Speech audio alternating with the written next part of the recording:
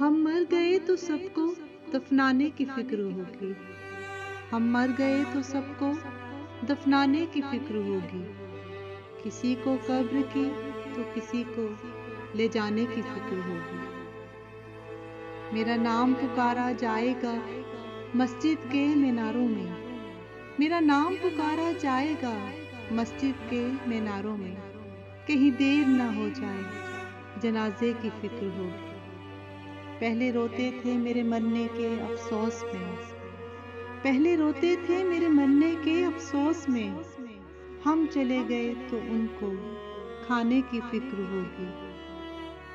जो ही शाम होगी परेशानी बढ़ जाएगी। जो ही शाम होगी परेशानी बढ़ जाएगी। कितने मेहमान आ गए सुलाने की फिक्र होगी। फीके चावल बनाएंगे सब गोश्त बनाएंगे। फीके चावल बनाएंगे सब गोश्त बनाएंगे। सबको बरादरी में इज्जत बनाने की फिक्र होगी। हम मर गए तो सबको दफनाने की फिक्र होगी। किसी को कब्र की तो किसी को ले जाने की फिक्र होगी।